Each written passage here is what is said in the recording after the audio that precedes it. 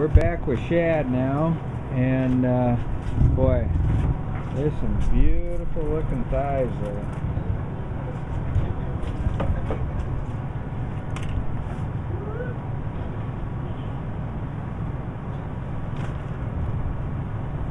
This contest being no garnish, what Shad's going to do, he pulled some chicken. Normally, would you even bother pulling the chicken? You just turn in your thighs? I would just turn in thighs normally, because the pulled on a normal basis, I feel would probably kind of turn the judges off a little bit. Yeah. But with this one, the judges know that there's no garnish. They know that they're going to see some different stuff, and I think that's going to be key to it.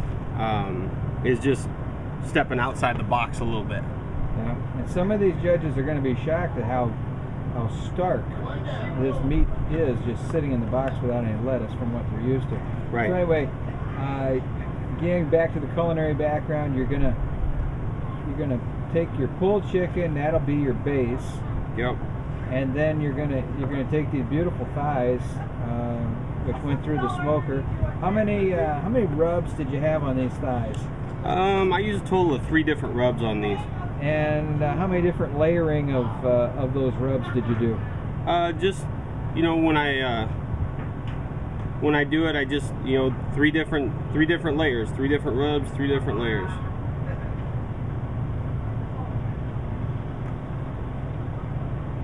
I always caution people at home to, you know, not get as complicated as what we're seeing out here. Right. Because you can start making a mess of your food real quick. Yeah, you know, it's all about keeping it simple, and that, you know, it's kind of funny that you say that, because with my culinary background, you know, when I first started competing, I was doing a lot of just chef stuff, just some really crazy flavors. Yes.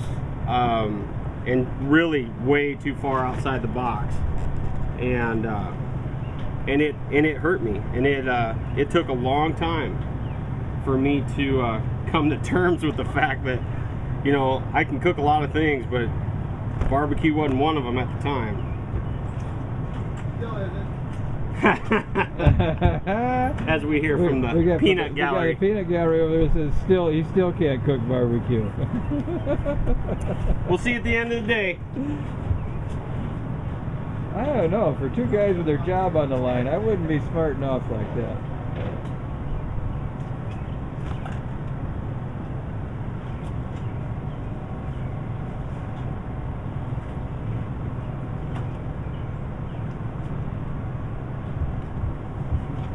I think this is where we start to separate the herd right here. Is he doesn't even want to touch these thighs. He wants to grab them with the skewers. Last week we saw a guy, he was grabbing his chicken with a tomato slicer. Yeah. Instead for using it for tongs. Yep. So that it cradled it real nicely. Yep. We've got to have 6 identifiable pieces in the box for the judge. You can get more in there, you can. You do it. Looks like today we're going to go with 6. Yeah, these thighs are a little big, but as you can see, I got them lifted up a little bit with the chicken underneath, so they're not.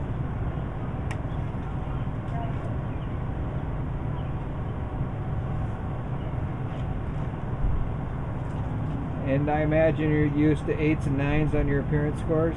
You know, it really depends. Sometimes you get a judge that just doesn't seem to sometimes just doesn't seem to agree with you, you know, and you end up with a 6 or sometimes even lower. And that's what my buddy Ken calls the second idiot theory. You can afford 1 idiot because the low score is thrown out. Right. Right. But if you get 2 idiots at the same judges table, then the second one is going to cost you. Yep. And it won't cost you unless you get into a tiebreaker situation. Yeah, then it really costs you. Then it goes back to costing you.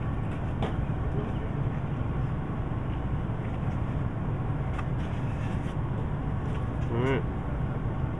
Well, I think that's It's a beautiful thing, Shad. Thank you. All right. Thank you.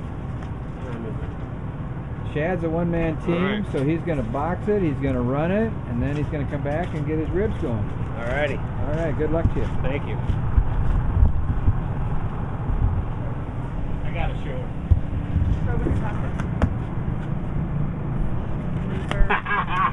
Whatever. You don't like that? It looks nice. Jeez. Hey, we can get even nicer. Sure.